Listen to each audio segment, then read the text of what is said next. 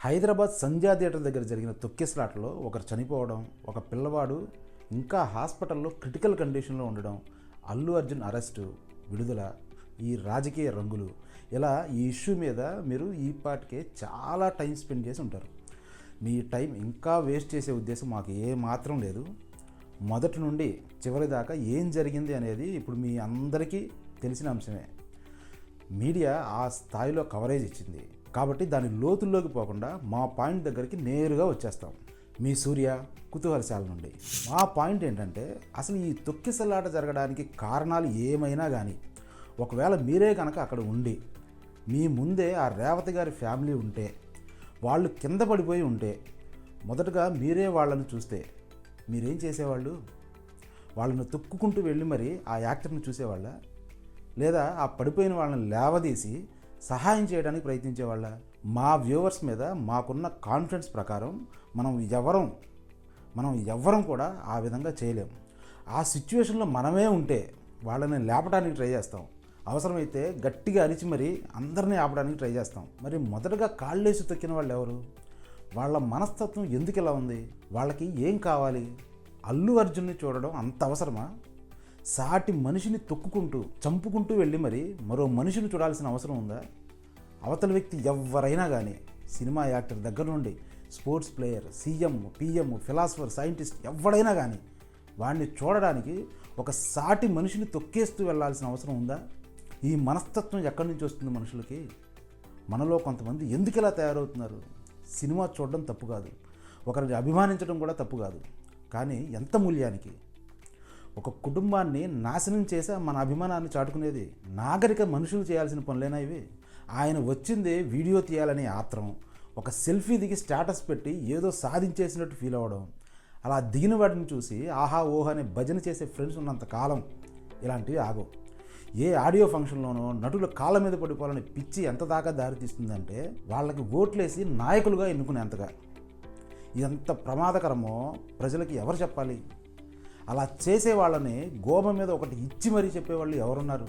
అందరూ అదే mob mentality అలవర్చుకున్నారు. గతంలో ఒక ఆయన అన్నాడు, వీళ్ళందరినీ చూస్తే నాకు డౌట్ వస్తుంది, వీళ్ళేంటో సేమ్ సెక్స్ పట్ల ఇంత క్రేజీగా ఉంటారు అని. మా అరుణ్ చేసిన టెస్టోస్టెరాన్ వీడియోలో చెప్పినట్టు దాని లెవెల్స్ వీళ్ళకి బాగా తగ్గిపోయాయా అనిపిస్తుంది నాకు. లేకపోతే ఏంటిది మరీ ఇంత పిచ్చా? దీనికి మందు లేదా అసలు వీళ్ళంతా చూడడానికి ఎగబడిన వ్యక్తి ఎవరు? తెర మీద నటించేవాళ్ళు.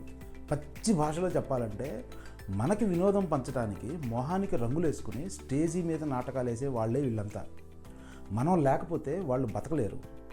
మనం సినిమా చూస్తేనే వాళ్ళకి ఆదాయం, కానీ మన జీవితాల మీద మాత్రం వాళ్ళకి ఎలాంటి పట్టింపు ఉండదు. ఏదన్నా జరిగితే ముసలి కన్నీరు కార్చి కొంత డబ్బు బాధితుల మీద పడేసి తెల్లారే మళ్ళీ మొహానికి రంగులు వేసుకుంటారు. వాళ్ళ మూలంగా మన జీవితాలు మారడం కాదు కదా, ఇసువంత ప్రయోజనం కూడా ఉండదు. దానికి తోడు అక్కడున్న మూకలో ఎవరన్నా పిలిచి మనకి ఉపయోగపడే పరిశోధనలు చేసి నోబెల్ ప్రైజ్ తెచ్చుకున్న వాళ్ళ పేరు ఒక్కటైనా చెప్పండిరా అంటే ఒక్క పేరైనా చెప్తాడంటారా? మాకైతే ఆ నమ్మకం లేదు. మనకి వినోదం పంచే వాళ్ళకి, మన జేబులు ఖాళీ చేసే వాళ్ళకి మాత్రం విపరీతమైన వాల్యూ ఇస్తారు. ప్రజల జీవితాలని మార్చే శక్తి గల వాళ్ళకి ఆవగించంత విలువ కూడా ఇవ్వరు. ఇందుకే ఈ దేశం ఇలా తగలడింది. దేనికి ప్రాధాన్యత ఇవ్వాలో, దేనికి ప్రాధాన్యత ఇవ్వకూడదో ఎప్పటికీ అర్థమవుతుందో మరి.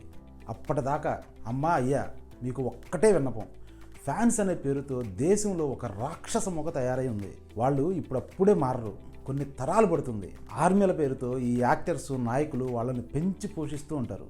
కాబట్టి దయచేసి మీ ప్రాణాలు, మీ పిల్లల ప్రాణాలు ఫణంగా పెట్టి ఇలాంటి మోక పోగయ్యే ప్రదేశాలకు వెళ్ళకండి. అది సినిమా అయినా ఏదైనా మతకృతమైనా. ప్రతి చోట ఇలాంటి బ్యాచ్ ఒకటి రెడీగా ఉంటుంది. ఈ మీడియా చేసే ప్రచారాలకి పిల్లలు మిమ్మల్ని అడుగుతారు, బతిమాలతారు. అది వాళ్ళ తప్పు కాదు. మనమే వాళ్ళకి సర్ది చెప్పి ఇలాంటి సంఘటనల్ని వివరించి, అక్కడ మనుషులు ఉండరు, కొంతమంది రౌడీలు మోక స్వభావంతో తమలోని మృగాలను బయటపెట్టుకునే ప్రదేశాలు అవి అని సర్ది చెప్పండి.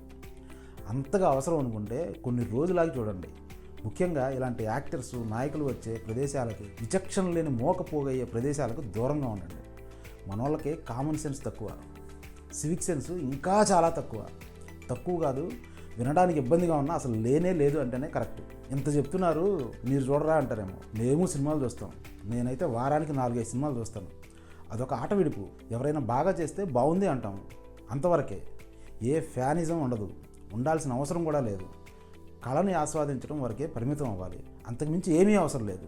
వాళ్ళేమీ ఊడిపడలేదు కదా, మీలాగా నాలాగా పుట్టినోళ్లే. కాకపోతే కాస్త సర్జరీలు, కాస్మెటిక్స్, విగ్గులు వాడి సో కాల్డ్ గ్లామర్ మెయింటైన్ చేస్తారు. ఊరికే వాళ్ళని చూసి సొల్లు కాచుకుంటే చాలు. వీళ్ళకి మించిన రియల్ హీరోస్ చాలామంది ఉన్నారు. వాళ్ళకి లేని ఫ్యాన్స్ వీళ్ళకి దేనికి? ఇంత సిగ్గుమాలిన బ్యాచ్ మన దేశంలో తప్ప ఇంకెక్కడ ఉండదేమో. దేశాలు మారినా వీళ్ళ చేష్టలు మాత్రం మారట్లేదు. అక్కడికి పోయి కూడా మన పరువు తీస్తున్నారు. వీళ్ళకి కొలగజ్జి తోడైతే ఇక వీళ్ళని ఎవ్వడు ఆపలేడు. ఆ కొలగజ్జి మీద ఇంకో వీడియోలో మాట్లాడుకుందాం. చివరిగా ఒకటే చెప్తున్నాం, కాస్త విచక్షణ ఉండాలి కదా మనుషులు అన్నాక. ఫ్యామిలీతో సినిమాకి వెళ్తే తిరిగి ఇంటికి వస్తామో లేదో అనే భయం కలిగిస్తున్నారు ఈ ఫ్యాన్ మంద. అంటే మన నాగరిక స్థాయి ఏ లెవెల్లో ఉందో ఆలోచించండి.